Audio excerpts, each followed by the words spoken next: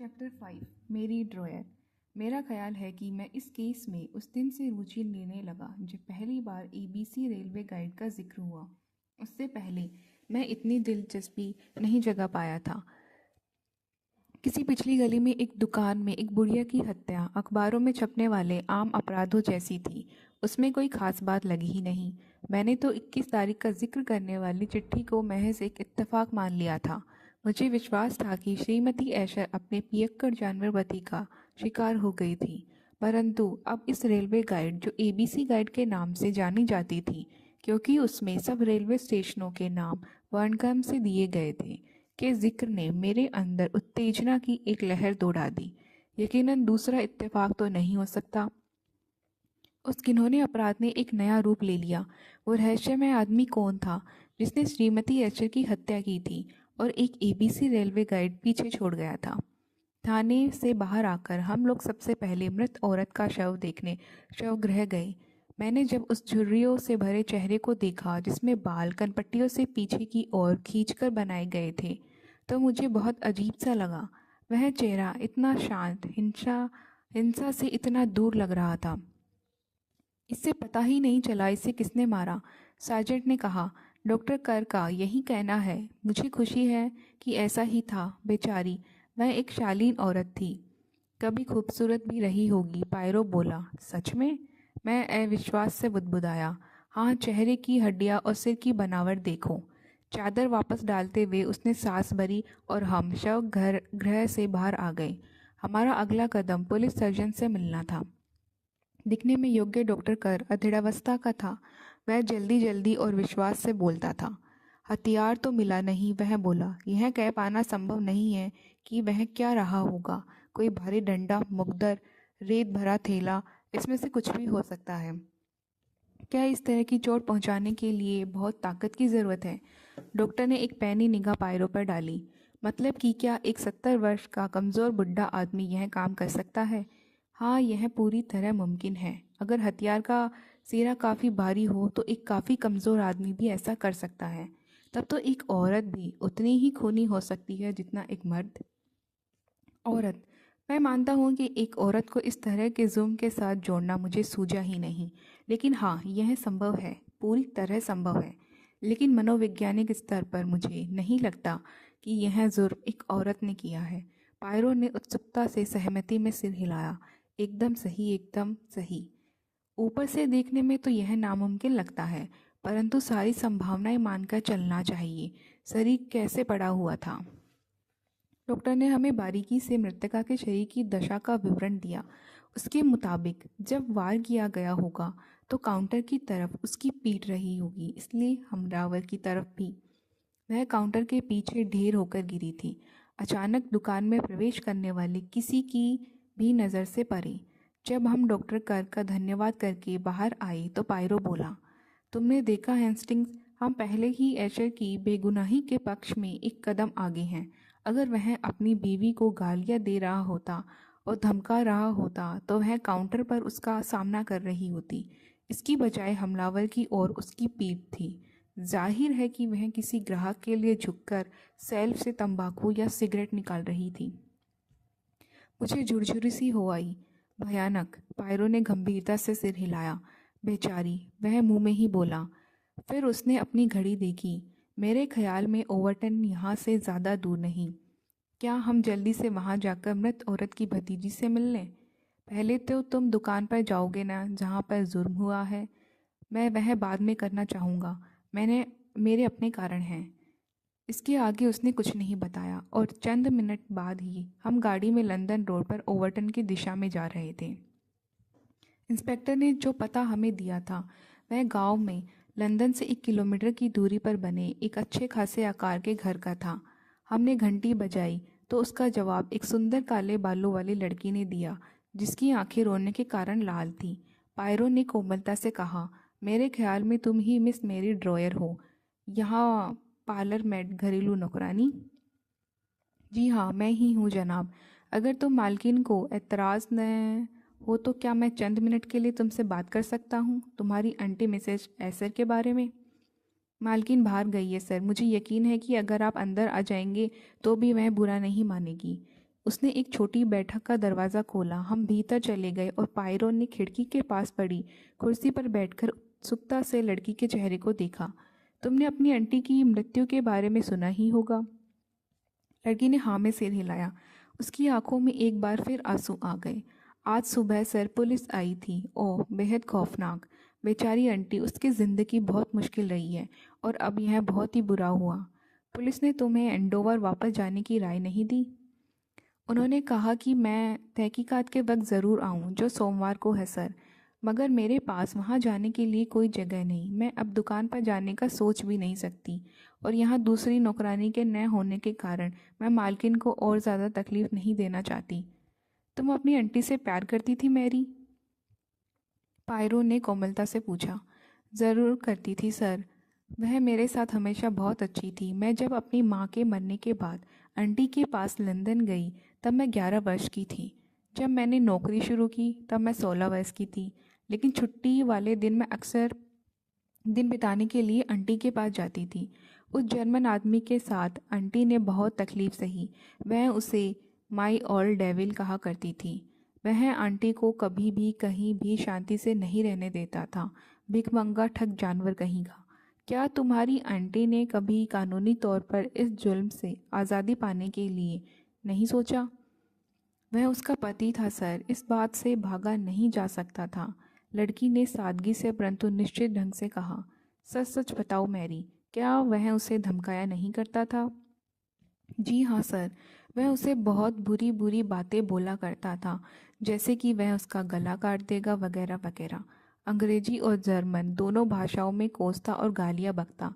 फिर भी आंटी यही कहती थी कि जब उसने उससे शादी की थी तो वह एक अच्छा खासा आदमी था। यह सोचकर ही डर लगता है सर कि लोग क्या से क्या बन जाते हैं। हाँ बिल्कुल, मेरा ख्याल है कि इन सब धमकियों के बारे में सुनने के बाद जो हुआ वह जानकर तुम्हें ज़्यादा हैरानी नहीं हुई होगी। वह जानकर तुम्हें ज़्यादा हैरानी नहीं हुई होगी। ओह, हुई थी सर। मैंने कभी एक पल के लिए भी नहीं सोचा था कि उसका ऐसा इरादा रहा होगा। मैं सोचती थी कि यह सिर्फ बेहुदा बातें थी, उससे ज़्यादा कुछ नहीं। ऐसा भी नहीं था कि आंटी उससे डरती थी।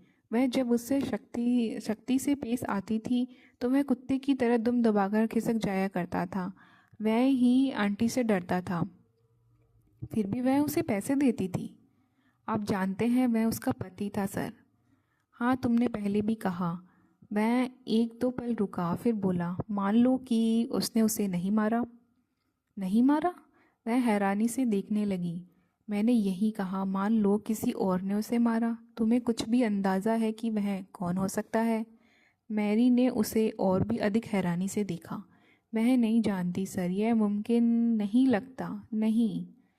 क्या ऐसा कोई नहीं जिससे तुम्हारी आंटी डरती थी? मैरी ने सिर हिलाकर इनकार किया। आंटी लोगों से नहीं डरती थी। वह जुबान की तेज थी और किसी का भी सामना कर सकती थी।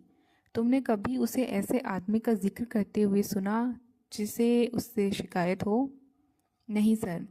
क्या उसे कभी बेनाम चिट्ठियाँ आती थी? किस तरह की चिट्ठियाँ सर? बिना हस्ताक्षर की चिट्ठियाँ या फिर एबीसी या कुछ इसी तरह के नाम से? पायरो बारीकी से उसे देखता रहा, मगर जाहिर था कि वह कुछ समझ नहीं पा रही थी। उसने हैरानी से सिर न में हिलाया। क्या तुम्हारी आंटी के तुम्हारे अलावा कोई और नाते रिश्तेदार भी हैं? अब नहीं है सर। वे 10 भाई बहन थे, लेकिन 3 ही बचे। अंकल टॉम युद्ध में मारे गए, अंकल हैरी दक्षिणी अमेरिका चले गए और तब से उनके विषय में किसी ने नहीं सुना। और मेरी माँ मर चुकी है। अब सिर्फ मैं ही हूँ।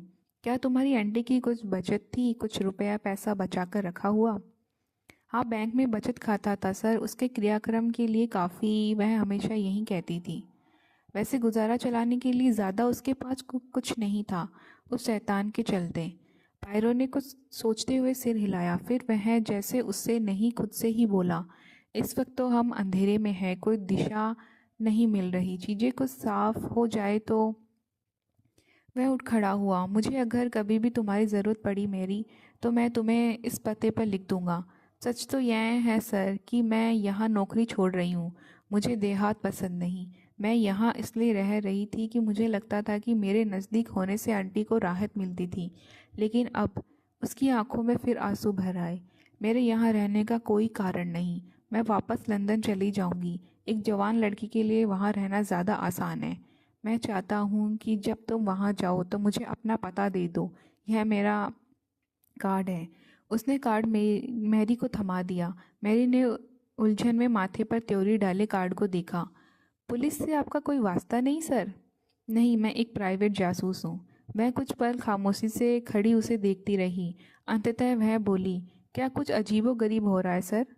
हाँ, कुछ अजीबोगरीब हो रहा है। हो सकता है बाद में तुम मेरी मदद कर सको। मैं कुछ भी करूँगी सर। आंटी का मारा जाना ठीक नहीं है सर। कहने का ढंग अजीब लेकिन हिला देने वाला। कुछ क्षण में ही हम एंडोवर वापस जा रहे थे। पार्ट 6, घटनास्थल। जिस गली में अपराध हुआ था वह मुख्य गली से जुड़ी हुई थी। मिस्टर एशर की दुकान उसके बीचों बीच दाईं तरफ को थी। जब हम गली में मुड़े तो पायरो ने घड़ी देखी तो मुझे समझ में आया कि उसने घटनास्थल पर आना तब तक क्यों टाल रखा था। इस वक्त 5:30 बजे थे। वह बीते कल के माहौल को दोबारा जैसे का तैसे रचना चाहता था, परंतु अगर उसका यही मकसद था तो वह असफल रहा। इस समय सड़क पर बीती शाम जैसा वातावरण बिल्कुल नहीं था। निर्धनों के घरों के बीचों बीच में कुछ दुकानें बनी थी। मैंने अंदाज लगाया कि आमतौर पर यहाँ काफ़ी लोग आते जाते रहते होंगे, ज़्यादातर गरीब लोग ही, और सड़क तथा पटरियों पर कई बच्चे खेलते होंगे। इस वक्त लोगों की एक भारी भीड़ खड़ी एक ही घर या दुकान को देख रही थी और यह समझने के लिए अधिक समझदारी की ज़रूरत नहीं थी कि वह कौन सा घर या दुकान होगी। आम लोगों का एक हजूम ऐसी ही जगह को गहरी दिलचस्पी से देख रहा था जहां किसी और इंसान को मौत के घाट उतार दिया गया था। जैसे जैसे हम करीब गए जाहिर हो गया कि यही बात थी। एक गंदी सी दुकान जिसका शटर इस समय बंद था के सामने एक परेशान हाल जवान पुलिस वाला खड़ा था जो भावशून्य सा लोगों से वहां से हटने की विनती कर रहा था। एक सहकर्मी की मदद से लोगों को वहां से हटा दिया गया। कुछ लोग सांस भरते हुए अनिच्छा से अपने रोज़मर्रा के कामों पर चले गए, मगर तत्काल ही वहां और लोग आ गए और उस जगह को दिल भरकर देखने के लिए खड़े हो गए जहां खून हुआ था। पायरो पायरो भीड़ से कुछ फासले पर खड़ा हो गया जहां हम खड़े थे। वहां से दरवाजे पर बनी इबारत को आसानी से पढ़ा जा सकता था। पायरो ने उसे फुसफुसाकर दोहराया, ए ऐशर, हो सकता है यह न हो। वह अचानक चुप हो गया। इंस्टिंक्ट, चलो अंदर चलें। मैं तो तैयार ही था। भीड़ में से रास्ता बनाकर हम उस युवा पुलिस वालों के पास चले गए। पायरो ने इंस्पेक्टर के दिए हुए सारे प्रमाण पत्र उसे दिखाए। कांस्टेबल ने सिर हिलाया और हमारे अंदर जाने के लिए दरवाज़ा खोल दिया। दर्शकों में गहरी जिज्ञासा जगाते हुए हम भीतर चले गए। शटर बंद होने के कारण भीतर बहुत अंधेरा था। कांस्टेबल ने बटन ढूंढकर बिजली जला दी। बल्ब कम पावर का था, इसलिए भीतर रोशनी मध्यम थी। मैंने अपने आसपास देखा।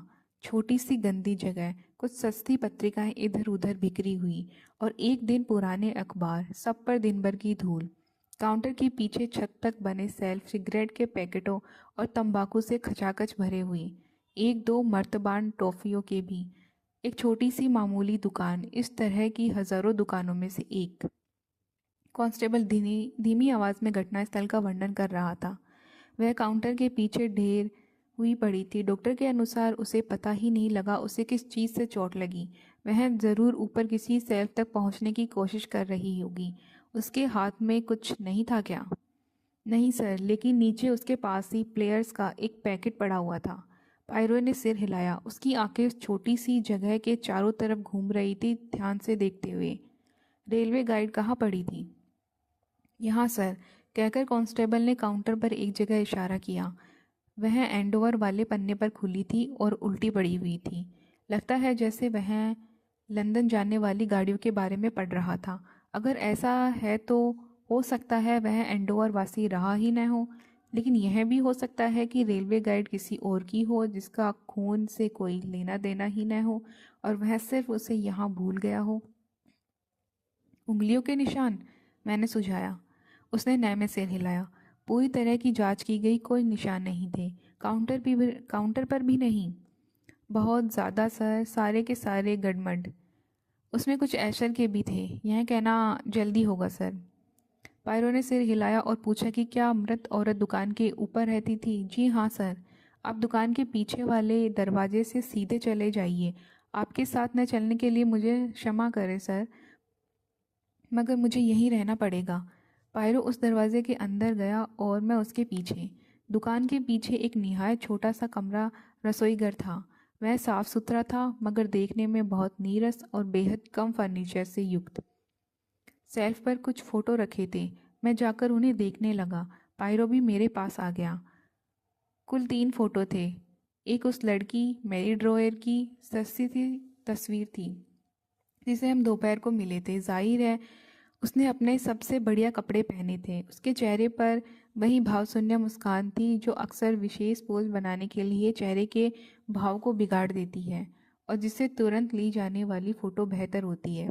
दूसरी तस्वीर कुछ ज़्यादा महंगी थी। सफ़ेद बालों वाली एक बूढ़ी औरत की धुंधली तस्वीर, गर्दन के इर्द गिर्द गड़ा फर का कॉलर। मैंने अनुमान लगाया कि यह वही मिस रोज़ होगी जिसने मिसेस एसर के नाम पैसा छोड़ा था, जिससे वह अपना कारोबार शुरू कर पाई। तीसरा चित्र बहुत पुराना था, अब धुंधला और पीला पड़ा हुआ। उसमें एक युवक और युवती पुराने फैशन के कपड़े पहने बाह में बाहर डाले खड़े थे। उस आदमी के कोट में बटन होल था और कुल मिलाकर पुराने ज़माने का उत्सव जैसा माहौल। शायद शादी की तस्वीर, पायरो ने कहा। देखा इंस्टिंक्ट, मैंने तुम्हें कहा नहीं था कि वह एक खूबसूरत औरत रही होगी। वह सही था। पुराने रिवाज के अजीबोगरीब कपड़ों और बाल बढ़ाने के ढंग के बावजूद भी तीखे नैनक्स वाली उस जिंदा दिल युवती की खूबसूरती को छुपाया नहीं जा सकता था। मैंने ध्यान से दूसरी आकृति को देखा। फौजी जैसे दिखने वाले उस बने ठने युवक में आज के फटीचर ऐसर को देख पाना असंभव था। मुझे वह गंदी नज़र वाला पियक्कड़ बुढ़ा याद हो गया और मरने वाली का मेहनत से थका मांदा चेहरा, और मैं वक्त की कठोरता पर कांप उठा। बैठक से एक सीढ़ी ऊपर वाले 2 कमरों तक जाती थी। एक तो खाली और बिना फर्नीचर के था, दूसरा स्पष्ट ही मृतका का सोने का कमरा रहा होगा। पुलिस की जांच के बाद उसे वैसे ही छोड़ दिया गया था जैसा वह पहले था। पलंग पर 2 फटे पुराने कंबल रखे थे।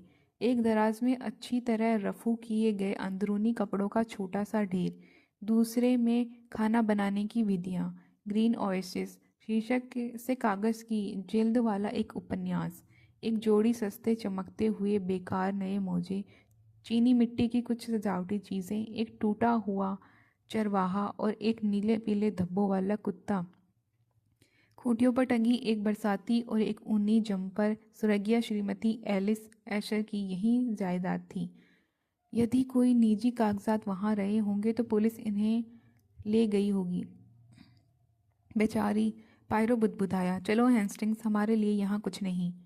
जब हम एक बार फिर गली में पहुँचे तो वह 1-2 पल के लिए हिचकिचाया, फिर सड़क पार की। मिसेस एसर के घर के ठीक सामने एक सब्जी वाले की दुकान थी जिसका ज़्यादा सामान दुकान के अंदर होने की बजाय बाहर पड़ा था। पायरो ने धीमी आवाज़ में मुझे कुछ हिदायतें दी, फिर उसने स्वयं दुकान में प्रवेश किया। 1-2 पल रुकने के बाद मैं भी उसके पीछे चला गया। उस समय वह सलाद के गुच्छे के लिए मोलभाव कर रहा था। मैंने 1 पाउंड स्ट्रॉबेरी खरीदी। पायरो दुकान चलाने वाली हट्टी कट्टी औरत से जोश से बात कर रहा था। यह खून ठीक तुम्हारे सामने हुआ था, नहीं? अजीब हादसा तुम्हारे लिए कितना सनसनीखेज रहा होगा। वह हट्टी कट्टी औरत स्पष्ट ही हत्या की बात करते करते थक चुकी थी। उसका दिन थकाने वाला रहा होगा। यूं मुंह फाड़े देखने वालों की यह भीड़ यहाँ से चली जाए तो अच्छा हो। यहाँ देखने को है क्या, मैं जानना चाहूँगी, उसने कहा। कल रात सब कुछ बिल्कुल अलग रहा होगा, पायरो बोला। मुमकिन है कि तुम खूनी को दुकान के अंदर दाखिल होते भी देखा हो। एक लंबा ऊंचा दाढ़ी वाला गोरा आदमी, नहीं सुना है कि एक रूसी? क्या क्या? वह औरत तेजी से बोली। आपने कहा कि यह एक रूसी ने किया? मैं समझता हूँ कि पुलिस ने उसे गिरफ्तार कर लिया है। क्या कहते हैं आप? औरत उत्तेजना से भरकर वाचाल हो उठी। एक विदेशी? बेशक, मैंने सोचा शायद तुमने कल रात उसे देखा हो। मुझे किसी बात पर भी ध्यान देने का खास मौका नहीं मिलता, यह हकीकत है। शाम का वक्त बहुत व्यस्त होता है। बहुत लोग काम के बाद घर जा रहे होते हैं और इधर से निकलते हैं। लंबा ऊंचा दाढ़ी वाला गोरा आदमी, नहीं, मैं नहीं कह सकती कि मैंने उसे मैंने ऐसे हुलिये वाले किसी आदमी को देखा था। अपने लिए इशारा समझकर मैं बीच में ही बोला, माफ़ कीजिए सर, मैंने पायरो से कहा। मुझे लगता है कि आपको गलत जानकारी दी गई है। मुझे तो बताया गया था कि वह एक ठिगना काला आदमी था। एक दिलचस्प चर्चा शुरू हो गई जिसमें उस हट्टी कट्टी औरत, उसके दुबले पतले पति और दुकान में काम करने वाली मोटी आवाज़ वाले लड़के, सभी ने हिस्सा लिया। कम से कम 4 नाटे आदमी देखे गए थे और मोटी आवाज़ वाले लड़के ने एक लंबे गोरे आदमी को भी देखा था, मगर उसकी दाढ़ी नहीं थी। वह अफसोस से बोला, अंततः हमारी खरीदारी हो गई तो हम दुकान से बाहर निकल आए, बिना अपने झूठ को सही किए। इस सब का क्या मतलब था पायरो? मैंने कुछ शिकायत से कहा। ईश्वर कसम, मैं देखना चाहता था कि अगर कोई विदेशी दुकान में घुस आए तो उसके देखे जाने की कितनी संभावना है। क्या तुम सीधे सीधे पूछ नहीं सकते थे, बिना झूठ के ताने बाने के? नहीं मेरे दोस्त, अगर मैंने सीधे सीधे पूछा होता जैसा तुम कर रहे हो, तो मुझे अपने सवालों का कोई जवाब नहीं मिलता। तुम तो खुद अंग्रेज़ हो, फिर भी सीधे सवालों के प्रति एक अंग्रेज़ की प्रतिक्रिया को नहीं जानते।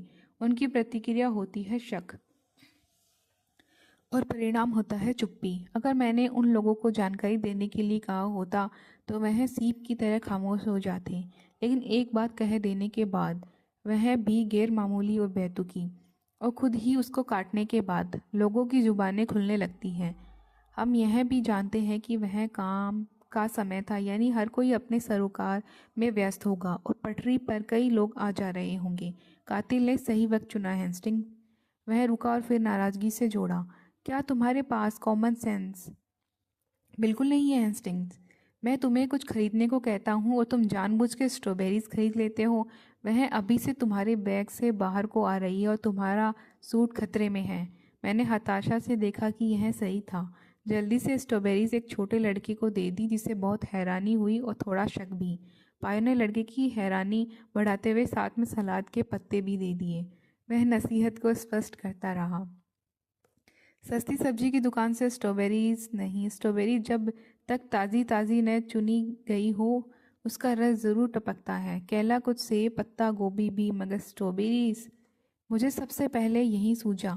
मैंने कैफियत दी, यह तुम्हारी कल्पना शक्ति के अनुकूल नहीं, पायरो ने शक्ति से जवाब दिया।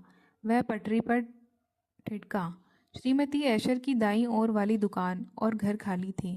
खिड़की पर किराए के लिए का बोर्ड टंगा था। दूसरी ओर मलमल के मेले पर्दों वाला घर था। पायरो इस घर की ओर चल दिया और घंटी न होने की वजह से तेजी से कुंडा हिलाया। कुछ देर बाद गंदी नाक वाले एक गंदे से बच्चे ने दरवाज़ा खोला। गुड इवनिंग, पायरो बोला। क्या तुम्हारी माँ अंदर है? बच्चे ने कहा। उसने हमें शक और नापसंदी से देखा। तुम्हारी माँ, पायरो ने कहा। बच्चे को समझने में कोई 12 सेकंड लग गए। तब वह पलटा और सीढ़ियों से ही माँ, तुम्हें बुलाया जा रहा है, चिल्लाता हुआ भीतर के अंधेरों में खो गया।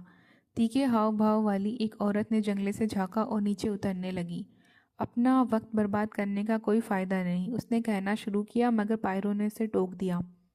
वह अपना हैट उतारकर शानदार ढंग से झुका। गुड इवनिंग मैडम, मैं इवनिंग फ्लिकर में काम करता हूँ। मैं आपको इस बात के लिए मनाना चाहता हूँ कि आप 5 पाउंड की फ़ीस के बदले में अपनी पड़ोसन श्रीमती ऐशर पर एक लेख लिखकर हमें दें। क्रुद्ध शब्द होठ पर रुक गए और वह औरत बालों को संवारती, स्कर्ट को झटकती सीढ़ियों से नीचे आई। प्लीज़ अंदर आइए, यहाँ बाईं तरफ बैठिए सर। छोटा सा कमरा फर्नीचर से भरा हुआ था, परंतु हम किसी तरह भीतर घुस गए और सख्त से सोफे पर बैठ गए। आप मुझे माफ़ करेंगे, वह औरत कह रही थी। मुझे अफसोस है कि मैं अभी इतने तीखेपन से बोली, लेकिन आप सोच भी नहीं सकते कितनी मुसीबत सहनी पड़ती है। लोग कभी यह कभी वह बेचने आते रहते हैं, वैक्यूम क्लीनर, मोजे, बैग और ऐसी ही बकवास चीज़ें, और सबके सब ऊपर से इतने भरोसेमंद और सभ्य ढंग से बात करने वाले। झट आपका नाम भी उन्हें पता चल जाता है। मिसेस फॉलर ये हैं, मिसेस फॉलर वह हैं। कुशलता से नाम को पकड़ते हुए पायरो बोला, मिसेस फॉलर, मैं आशा करता हूँ कि जो मैं कह रहा हूँ आप वह करेंगी। कह नहीं सकती। मिसेस फॉलर की आंखों के सामने लटके वह 5 पाउंड उसे लुभा रहे थे। निश्चय ही मैं मिसेस एसर को जानती थी, परंतु कुछ लिखना। पायरो ने तपाक से भरोसा दिलाया कि उसे कोई मेहनत नहीं करनी पड़ेगी। वह उससे सब तथ्य जान लेगा और साक्षात्कार लिख लिया जाएगा। इस तरह उत्साहित किए जाने पर श्रीमती फॉलर याद अनुमान और अफवाहों में डूबने उतारने लगी। मिसेस एसर अपने में ही बंद रहती थी। आप उसे दोस्ती पसंद नहीं कर सकते थे, मगर सब जानते थे कि वह बेचारी बहुत मुसीबत में थी। इंसाफ के तहत तो फ्रेंच एसर को बरसों पहले जेल में डाल देना चाहिए था। ऐसा नहीं है कि मिसेस एसर उससे डरती थी। भड़काए जाने पर वह बहुत गुस्सा हो सकती थी। मटकी कभी कुएं में ज़रूरत से ज़्यादा बार भी जा सकती है। उसने मिसेस फॉलर ने उसे कई बार कहा था, एक दिन वह आदमी तुम्हें मार डालेगा, मेरे शब्दों पर ध्यान देना। और उसने वह कर भी दिया। नहीं। और मिसेस फॉलर यहीं पास वाले घर में थी, फिर भी उसे कोई आवाज़ नहीं आई। उसके रुकते ही पायरो ने बीच में एक सवाल पूछा, क्या मिसेस एसर को कोई असाधारण खत आए थे, जैसे बिना हस्ताक्षर के या एबीसी जैसा कुछ लिखा हुआ? खेदपूर्वक मिसेज फॉलर ने इनकार में सिर हिलाया। मैं समझती हूँ आप किस तरह की चीज़ कह रही हैं। उन्हें बेनाम खत कहा जाता है, ज़्यादातर ऐसे शब्दों से भरे हुए जिन्हें ऊंची आवाज़ में पढ़ते हुए आप लाल हो जाए। कह नहीं सकती कि फ्रेंच एसर ने कभी वह सब लिखा या नहीं। लिखा भी हो तो मिसेस एसर ने मुझे कभी नहीं बताया। वो क्या है, रेलवे गाइड एबीसी? नहीं, मैंने ऐसी कोई चीज़ यहाँ नहीं देखी। और मुझे पुरान यकीन है कि मिसेस एसर को यह भेजी गई होती तो वह मुझे ज़रूर बताती। मैं आपको यकीन दिलाती हूँ कि जब मुझे इस बात का पता लगा तो मुझे बहुत धक्का लगा। मेरी बेटी एडी ने आकर मुझे कहा, मम पड़ोस वाले घर में बहुत से पुलिस वाले आए हैं। मैं काफ़ी हड़बड़ा गई। मैंने कहा, इससे यह तो साबित होता है कि उसके इस घर में कभी अकेले नहीं रहना चाहिए था। उसकी उस भतीजी को उसके साथ रहना चाहिए था। शराब पिए हुए आदमी भूखे भेड़िए की तरह हो सकता है, मैंने कहा। और मेरे ख्याल में जंगली जानवर उसके शैतान पति से कुछ अलग ही नहीं होता। मैंने उसे कई बार चेतावनी दी और अब मेरा कहा सच हो गया है। वह तुम्हें मार डालेगा, मैंने कहा था, और उसने उसे मार दिया है। आप कह नहीं सकते शराब पीकर आदमी क्या क्या कर सकता है, और यह खून इस बात का सबूत है। उसने गहरी सांस भरकर बात समाप्त की। मैं समझता हूँ किसी ने इस शख्स एसर को दुकान के अंदर जाते नहीं देखा, पायरो ने कहा। मिसेस फॉलर ने नफरत से नाक सिकोड़ी। जाहिर है कि वह खुद को दिखाने वाला नहीं था, वह बोली। एसर बिना स्वयं को दिखाए वहाँ कैसे गया होगा, इस बात को स्पष्ट करने की कृपा उसने नहीं की। उसने स्वीकारा कि घर में जाने के लिए पिछवाड़े से कोई रास्ता नहीं था, और वैसे भी एशर काफ़ी जाना पहचाना था। वह ऐसा करना भी नहीं चाहता था, इसलिए उसने खुद को छुपा कर रखा। पायरो ने बातचीत का दौर कुछ देर और चलाए रखा, लेकिन जब यह निश्चित लगा कि मिसेस फॉलर जो कुछ जानती थी वह सब उसने एक बार नहीं कई बार बता दिया था, उसने मुलाकात ख़त्म कर दी, तय की गई रकम चुकाकर। महंगा सौदा पायरो, बाहर गली में आते ही मैंने कहा। हाँ, अब तक तो। क्या तुम्हें लगता है कि जितना उसने हमें बताया है वह उससे ज़्यादा जानती है? दोस्त, हम इस अजीब हालात में हैं कि हमें पता नहीं क्या सवाल पूछने चाहिए। हम अंधेरे में पकड़म पकड़ाई खेलने वाले बच्चों की तरह हैं। हम हाथ फैलाकर टटोलते हैं। मिसेस फॉलर ने वह सब हमें बता दिया है जो उसे मालूम है, साथ ही कई सारे अनुमान भी लगा लिए हैं। आने वाले वक्त में उसकी गवाही फ़ायदेमंद हो सकती है। मैंने उसी आने वाले वक्त के लिए यह 5 पाउंड की रकम लगाई है। मुझे बात कुछ खास समझ नहीं आई, लेकिन उसी वक्त हमें इंस्पेक्टर क्लेन मिल गया। तो चलिए जी, इससे आगे वाला पार्ट हम अगले वाली वीडियो में पढ़ेंगे।